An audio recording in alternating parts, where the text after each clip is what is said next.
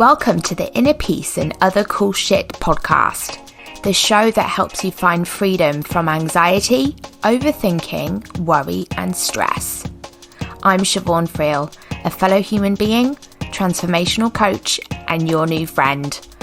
Come and hang out with me as we explore a whole new understanding of the human experience so you can enjoy life with more peace and ease. Hello, welcome back. I'm glad that you're here. I want to get straight into it today.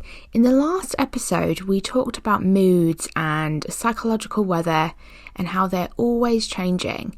And I wanted to build on the always changing bit today and how everything is always changing and why this constant change is kind of remarkable and astonishing and extraordinary and mind-blowing and magnificent and all the synonyms, and we don't even realise it.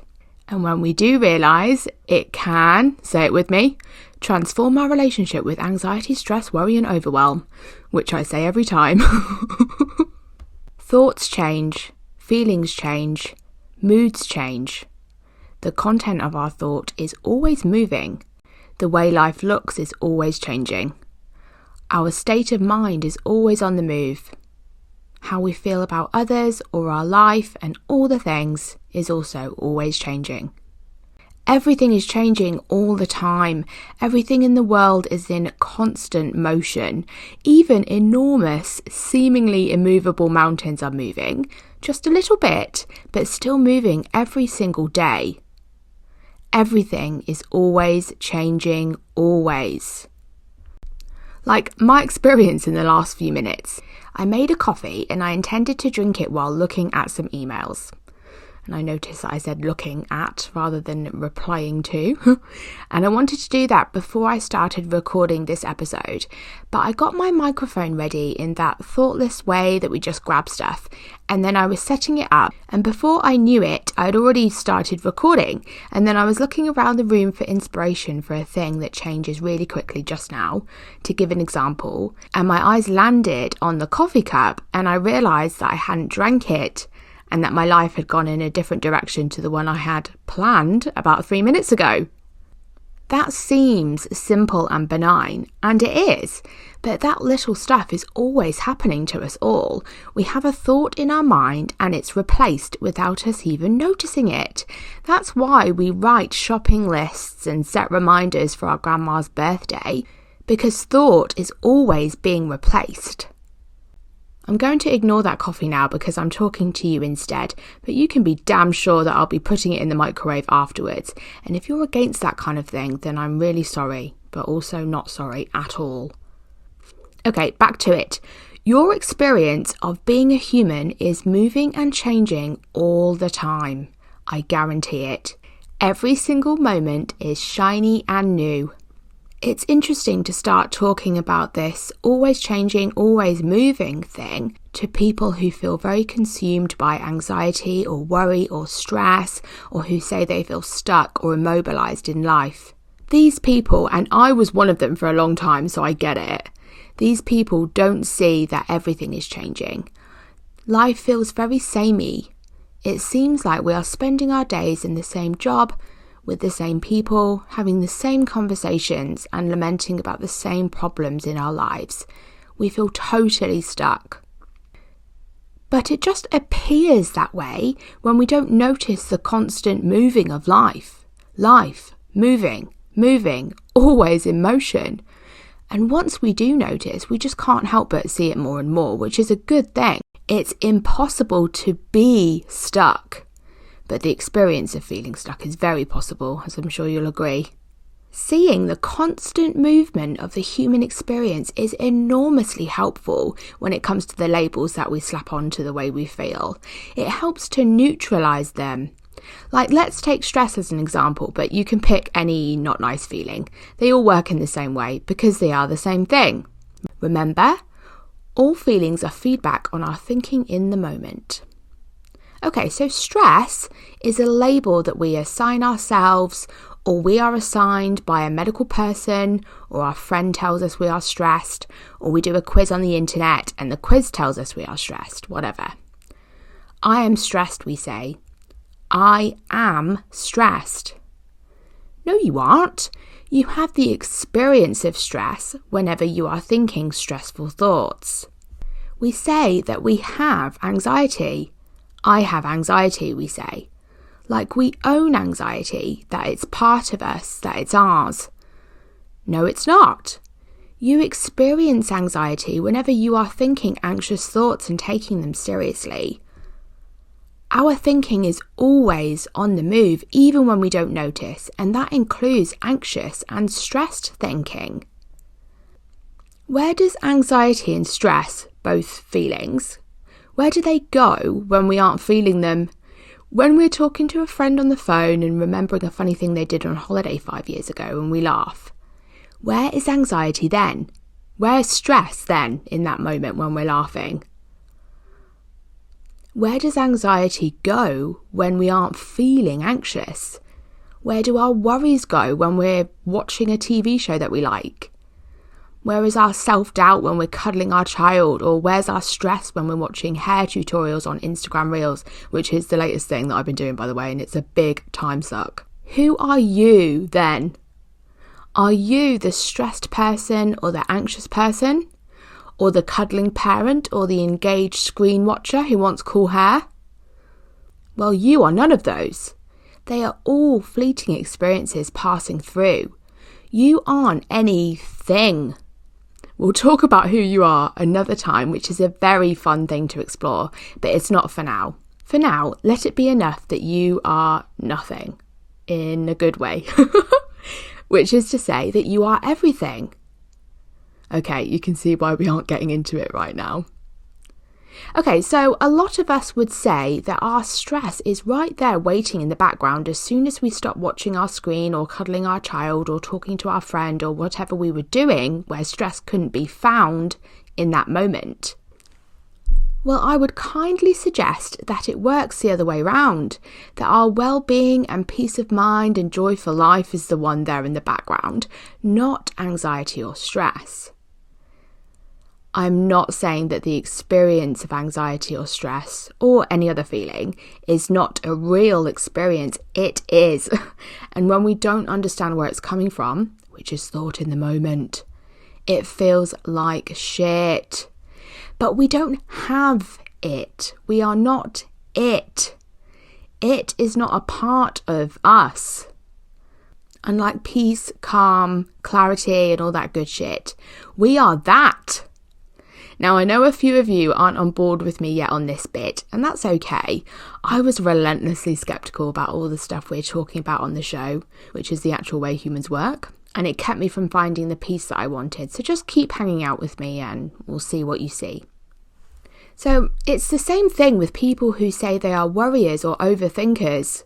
The same thing for people who say or are told that they have low self-esteem or insecurity. These are all experiences in the moment as well, not steadfast traits or characteristics or properties of you. You experience those feelings moment to moment when you think those flavoured thoughts, I guess. It's like being too hot. When we're hot, we sweat and we feel uncomfortable and all bothered and lethargic. But when the temperature drops, we're no longer hot. When our thinking drops, we're no longer anxious. Do you see how that could be true? You are not the thing you think you are. The clue is right there in the sentence. You are not what you think you are. Seeing the changing nature of all things, including ourselves and our experience, it just blows my mind over and over. It is so amazingly freeing, and I'd love for you to get a sense of this. I've heard a few teachers and practitioners of the stuff that I'm talking about on the show use the metaphor of a river for this kind of thing. I haven't mentioned Dr. Amy Johnson in at least a couple of episodes, so I'm going to credit her with this one. She's so awesome, and she's definitely used the river thing. Our changing experience of life is a flowing river, constantly on the move. The river is life. It's our experience flowing through each of us. It's constantly in motion, fresh and new in each moment. Our thoughts and feelings are flowing through us each moment. They're constantly changing, even when it seems like we have the same experience all the time. The river picks up and lets go of debris all the time. Let's say that stress is a twig. As part of regular life, stress twigs are flowing through. Some days it feels like we have twigs floating through all the time, twig after twig after twig after twig, stress, stress, stress, stress. And some days do feel like that for all of us, but that's just part of being human.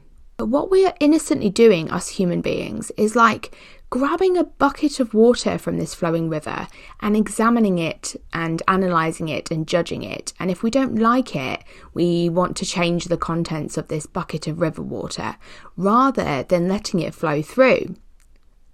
Innocently enough, it appears like we get assigned a bucket at birth, which already has some pebbles in it passed down from our parents' buckets, or stones and bits of mud which are put in everyone's bucket in our part of the river, like norms and values and cultural factors, which are all thoughts, by the way.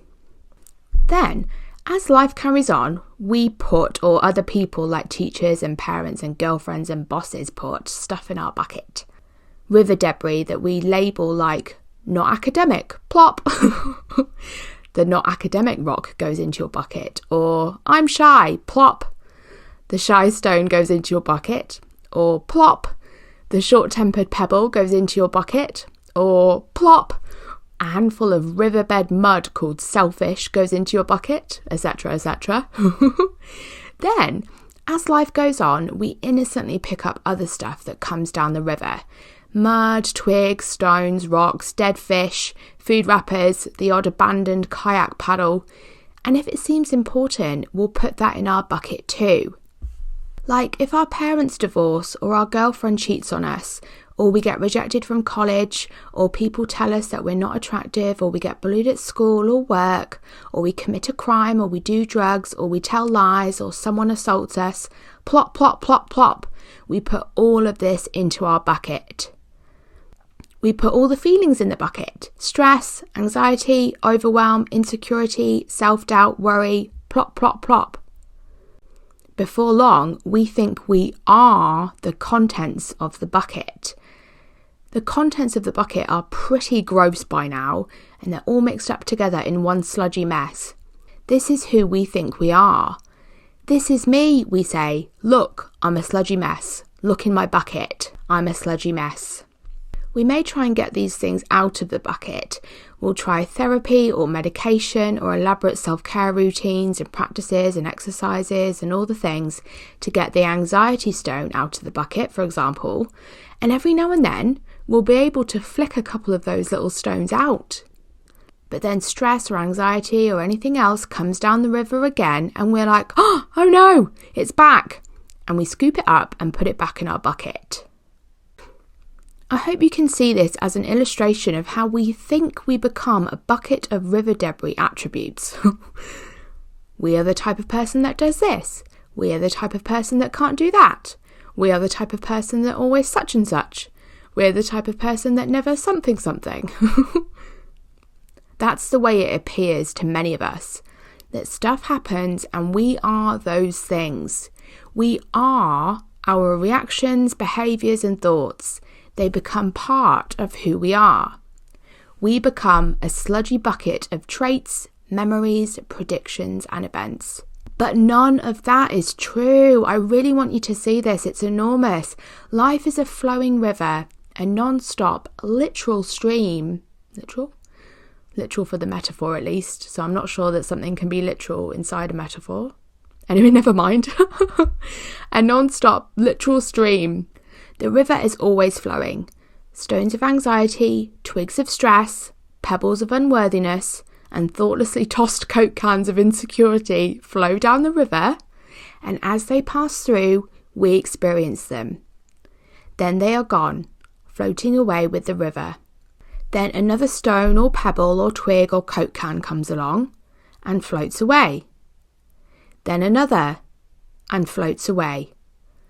There are times in life when there seems like lots of stones and pebbles and twigs and empty Coke cans are coming and going. But the source of the river is always fresh water and it's always coming.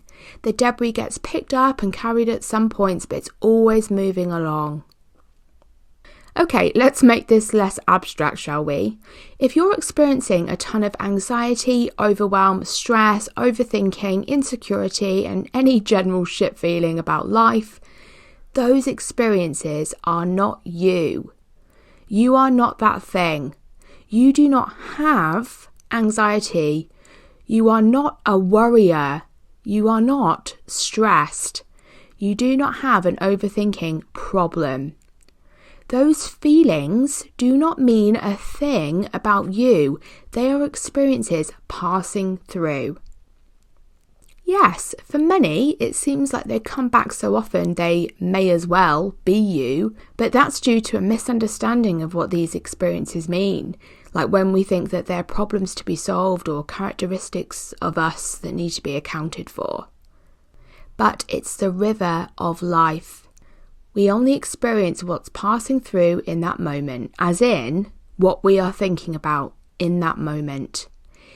Innocently, we've assigned a ton of importance to what we think about, so we put it in our bucket and focus on the bucket rather than focus on the river. So let's look at an example that most of us can relate to, like a deadline at work or school.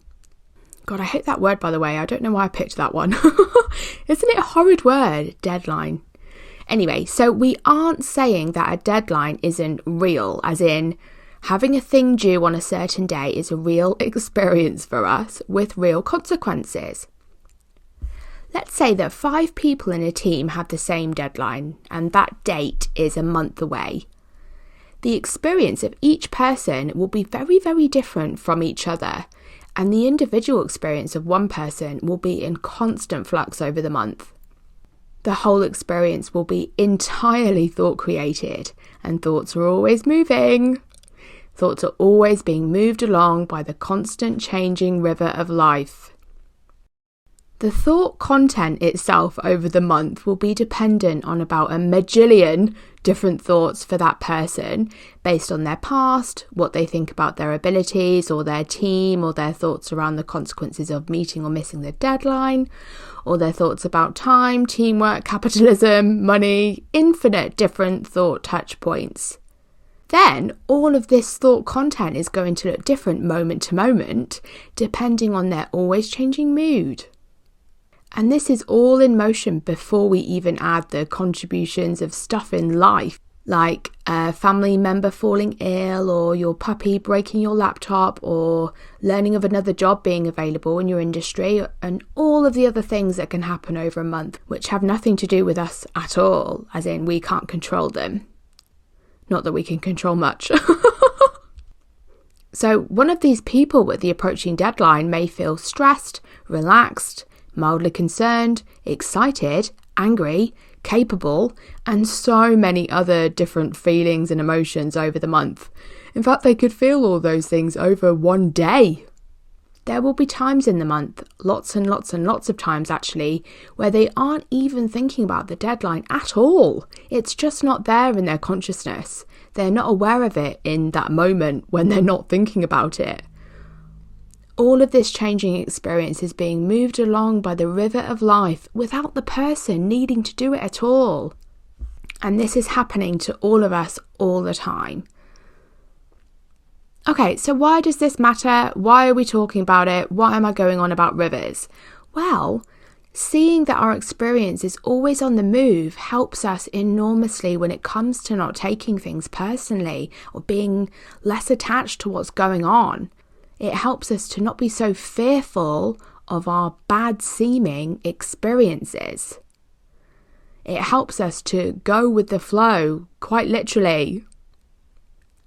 I say often on the show that we aren't our thoughts, they aren't ours, and seeing the constant fluidity of life helps us see that on a deeper level. Whatever is going on is impersonal to you. It doesn't matter. It's felt, then it washes away. It's felt, then it washes away. It doesn't stick. Our suffering is coming from thinking that we're experiencing the same unwanted feelings over and over, thinking they are a part of us somehow, thinking that we have anxiety or that we are stressed. But this is scooping up the river water with our bucket and thinking that that's our life. So it's no wonder that we think we are stressed and worried and anxious and overwhelmed all the time when we're just looking in the sludge bucket. Okay, well, how can we all see this a bit more? Because we all want to experience less of the horrid feelings, don't we? We like feeling nice, don't we? Well, the more we see around our experience being fluid and always moving, the less seriously we're going to take our bad feeling. And the less seriously we take our bad feeling, the less bad we feel. We can come to not care so much when a stress twig is passing through because it's just a twig. We know there's plenty of fresh water coming, and the less we care about stress twigs, the less we even notice them when they're passing through. For you to see this, it begins where seeing anything new begins, with a willingness to be wrong about what you think you know or how you think it all works already. Put what you already think you know on hold to make some space for something new to come along. Then, from an open mind, see what you see for yourself about your experience and how it moves. We aren't looking for evidence that what I'm saying here is right or wrong. We're looking completely fresh, with no expectations, and seeing what you see. Lightly notice your own experience. Don't worry about the stones or the debris or how often they're coming up or floating in. That bit doesn't matter, and their frequency will change in time without you doing anything. If I've lost anyone by going in and out of the river metaphor too much, then I'm talking about our icky feelings again. So, as best you can, don't judge or be bothered about how often you feel anxious or worried or stressed or overwhelmed. Don't worry about any of that for now. Just notice, lightly, how it comes and goes, how it changes in intensity, how it feels really awful one moment and then you do something else and it's not on your mind and then it comes back, and so on. Now, this can be hard for people to kind of see at first, and it was for me too, so don't judge that it's hard. It's okay. As best you can, and it's not really up to you, see that the river is flowing. See that the river is flowing. Not how it's flowing or how fast it's flowing or what debris is coming in and out. We just want to see that the river is flowing. See that you experience different thoughts and feelings, not what they are. I really want you to get this. I'm going to repeat that.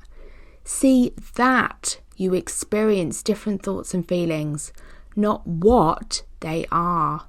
See the change itself, not what's changing. Oh, I like that one. I'm going to repeat that too. See the change itself, not what's changing. Just lightly notice. And as I say already, you can't help what you notice. So basically, you don't need to do anything. Now, not really doing anything is very different from traditional methods and practices for trying to have a nicer experience of life and have less anxiety and all of that. Those traditional ways are very much a doing. Think this, do that, reframe this, question that. That's all like poking around in the bucket or throwing some dandelions in the bucket to brighten it up a bit or something. But I'm guessing you've tried all that and it hasn't worked. So let's try the lightly noticing the experience changing thing. Let's go and see our friend Anxious Alice and see what she thinks about the river of life and everything always changing. So Anxious Alice doesn't really notice at first that everything's changing. Sure, her son's hair needs another cut pretty soon after the last one, and that bok choy at the bottom of the fridge has gone all slimy. Those things have changed, son's hair and vegetables, but her life is generally the same, she thinks, at first look. But when Alice takes a step back, she actually does see a lot of change in her own experience. She's seen a few fresh new things about the nature of anxiety and thoughts and feelings generally. She knows that she's prone to forget this when she's in a low mood, and she knows that that's pretty normal too. We talked about moods back in episode 9. Alice realises that when her anxiety feels particularly compelling, that means she's looking into her sludge bucket of river water. She sees that when an anxious feeling seems like it's telling her something about her life, or that she needs to do something or be vigilant or careful or anything like that, she's looking into her bucket. She's bucket gazing.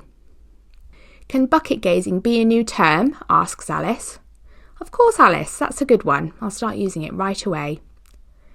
Alice also notices that sometimes it's easier than others to look to the flowing river. Sometimes she realises that she's bucket gazing and she can switch focus, if you like, to the river.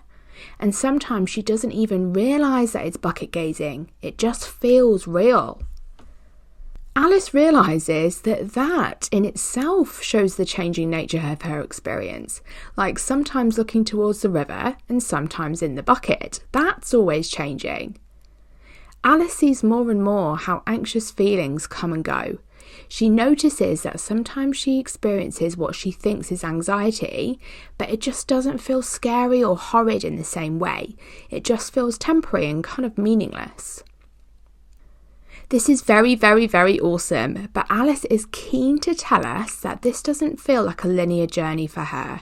She wants us to know that sometimes she does feel caught up in the real seeming scariness and horridness of anxiety, and it's not until it's gone again, which is always cool to notice too, that it always does go, but it's not until it's gone again that she can see, kind of in retrospect, that it was just fleeting, meaningless experience and not the problem it seemed at the time.